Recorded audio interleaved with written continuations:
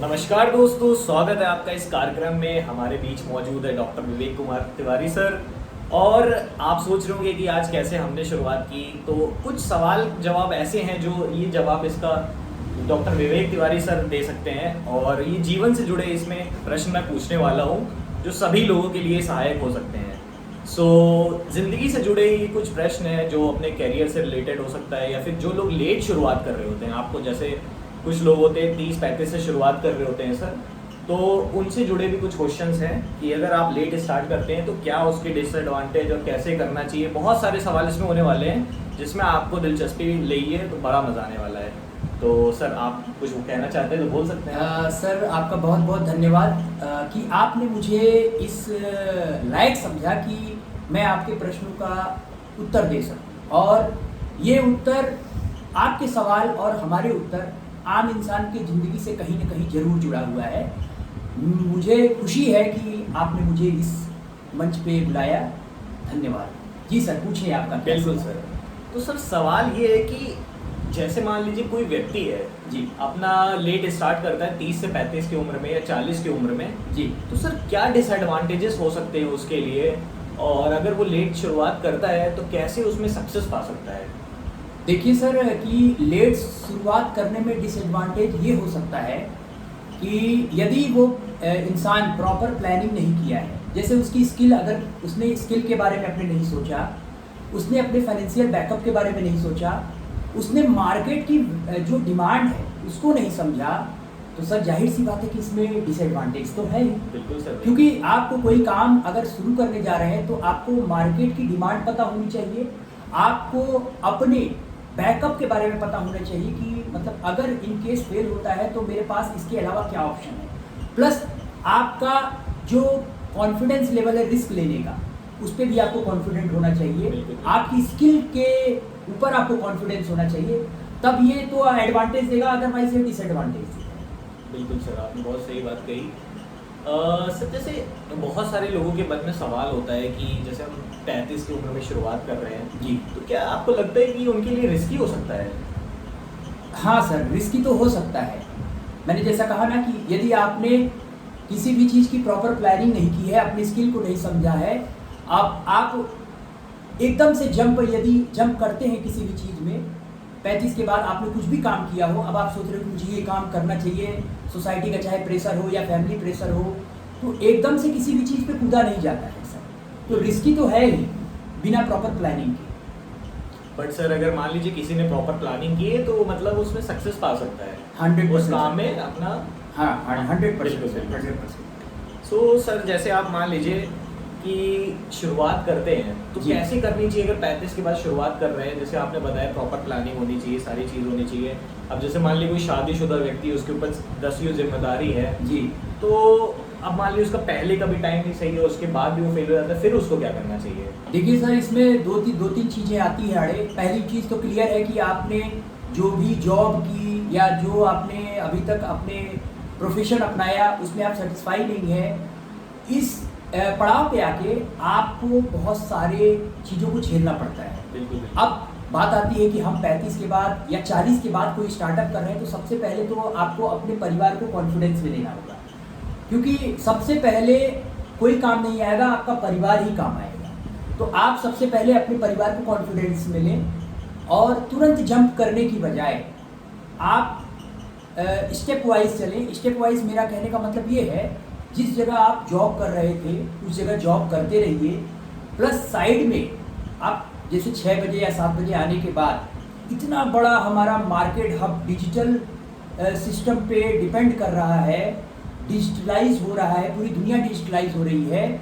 ऐसी चीज़ों में यदि आपका स्किल है या इसके अलावा भी कोई स्किल है तो उस स्किल पे धीरे धीरे काम करना शुरू करिए। बहुत बढ़िया सर है। ये तो बिल्कुल ऐसा लग रहा है जैसे आप EIE के मतलब कोऑर्डिनेटर हैं और साथ साथ काम के साथ साथ आप अपनी ये प्रतिभा भी समाज में ला रहे हैं और लोगों को गाइड कर रहे हैं। देखिए सर, तो एक चीज़ मैं बहुत आपको अच्छे से समझ पा रहा हूँ ये चीज़। सर मैं आपको एक चीज़ और बताऊँ।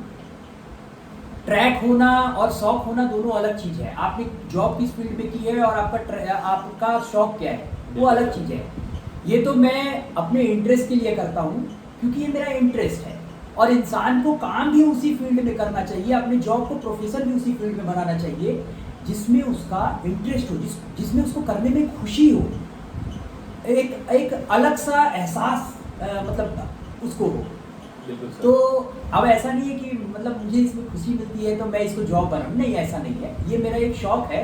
लेकिन मेरा एक सजेशन है कि जो पीढ़ी अगर रिस्क ले रही है तो वो ऐसे काम में रिस्क ले जिसमें उसको करने में मजा आए, बिल्कुल। खुशी मिले, समाज को कुछ दे सके। जी सर दूसरा सवाल कुछ मेरा ऐसा है कि जैसे मान लीजिए कैसे पता करें कि जैसे बहुत लोग जॉब से फ्रस्ट्रेट हो जाते हैं, जॉब छोड़ देते हैं, फिर सोचते हैं जैसे कभी उन्होंने कोई स्किल सोच रखी होती है जी बट कभी उस पर काम नहीं किया होता उन्होंने, जी। और वो सब कुछ छोड़ छाड़ के उस स्किल में कूद जाते हैं कि हम इसमें मेहनत करके सफलता जो भी उनके लिए होती होगी सफलता प्राप्त करें। जी। बट सर मुझे जैसा लगता है कि उन्होंने प्लानिंग नहीं की होती है बट फ्रस्ट्रेशन में आके डिसीजन ले लिया होता है, तो उनके लिए आप क्या कहना चाहेंगे सर?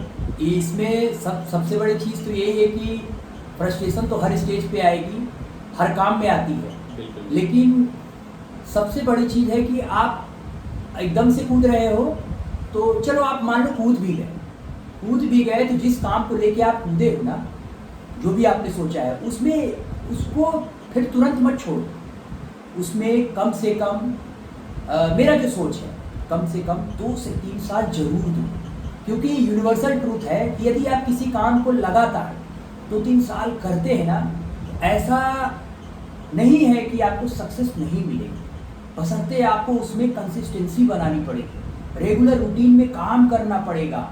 गैप अगर आपने किया तो जो आपने रिस्क लिया है उससे भी बड़ा रिस्क हो सकता है, वहाँ पर आपका करियर एक ऐसे पड़ाव पे आ जाएगा जहाँ आप सोचने लायक भी नहीं रह जाएंगे। बिल्कुल सर। तो सर क्या सर फेलियर का डर लेट स्टार्ट में ज़्यादा होता है? सर 100% होता है लेट स्टार्टर में, क्योंकि उसमें क्या होता है ना, रिस्पॉन्सिबिलिटी बढ़ जाती है। आप किसी चीज़ की रिस्क लेने जा रहे हो, अपना नया स्टार्टअप करने जा रहे हो, तो ऑल्सो आप ही उसके लिए रिस्पॉन्सिबल हो, यानी कि वहाँ रिस्पॉन्सिबिलिटी बढ़ जाती है। यहाँ पर आदमी सक्सेस और फेल दोनों के बारे में ज़्यादा सोचने लगता है, ओवर थिंकिंग करने लगता है और एक्शन कम लेता है। बिल्कुल सर, बिल्कुल। जिससे फेल्योर होने के चांसेस बढ़ जाते हैं, इसीलिए इन चीज़ों से बचना चाहिए। बिल्कुल सर जी।